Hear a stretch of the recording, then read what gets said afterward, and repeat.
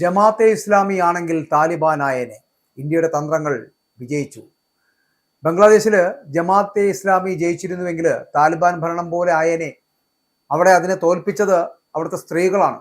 പാകിസ്ഥാനും ചൈനയ്ക്കും ഒക്കെ തിരിച്ചടിയായത് ബംഗ്ലാദേശിലെ ഈ ജമാഅത്തെ ഇസ്ലാമിയുടെ തോൽവിയാണ്. അതിന് ഫലം കണ്ടത് ഇന്ത്യയുടെ തന്ത്രപരമായിട്ടുള്ള നീക്കങ്ങളാണ് എന്ന് പറയേണ്ടിയിരിക്കുന്നു. ദീർഘകാലത്തെ സംഘർഷത്തിന് ശേഷം ബംഗ്ലാദേശിൽ നടന്ന പൊതു തെരഞ്ഞെടുപ്പ് ഫലങ്ങൾ ലോക ശ്രദ്ധ ആകർഷിക്കുന്നു എന്നുള്ളതാണ്. കഴിഞ്ഞ ദിവസം നടന്ന തെരഞ്ഞെടുപ്പിൽ ബംഗ്ലാദേശ് നാഷണലിസ്റ്റ് പാർട്ടി, അതായത് BNP എന്ന് പറയപ്പെടുന്ന 209 സീറ്റുകൾ സ്വന്തമാക്കി ഭൂരിപക്ഷം നേടി അധികാരത്തിലെത്തി. ജമാഅത്തെ ഇസ്ലാമി നയിച്ച സഖ്യം 68 സീറ്റുകളോടെ 2ാം സ്ഥാനത്തെത്തി. ഇത് അവരുടെ ചരിത്രത്തിലെ മികച്ച പ്രകടനമാണ്. എന്നാൽ ജമാഅത്തിന്റെ തോൽവി എന്ന് പറയപ്പെടുന്ന രാജ്യത്തെ ഒരു തീവ്രവാദി ഭരണകൂടത്തിന്റെ ഭീഷണിയിൽ നിന്ന് രക്ഷിച്ചു എന്നാണ് പലരും വിലയിരുത്തുന്നത്. അതായത് ജമാഅത്തെ ഇസ്ലാമി അധികാരത്തിൽ എത്തിയിരുന്നുവെങ്കിൽ ബംഗ്ലാദേശ് താലിബാൻ മാതൃകയിലുള്ള ഒരു ഇസ്ലാമിക രാഷ്ട്രമായി മാറിയേനെ എന്ന് ആശങ്കകൾ ശക്തമായിരുന്നു എന്നുള്ളതാണ്. വിദ്യാർത്ഥി പ്രക്ഷോഭത്തിന് ശേഷമുള്ള ആദ്യ തെരഞ്ഞെടുപ്പായിരുന്നു ഇത്. ഷെയ്ഖ് ഹസീനയുടെ അവാമി ലീഗിനെ താൽക്കാലിക സർക്കാർ വിലക്കിയതോടെ BNPയും ജമാഅത്തും തമ്മിലുള്ള മത്സരമായി തെരഞ്ഞെടുപ്പ് മാറി എന്നുള്ളതാണ്. BNP നേതാവ് താരിഖ് റഹ്മാൻ പ്രധാനമന്ത്രിയായി ചുമതലയേറ്റു.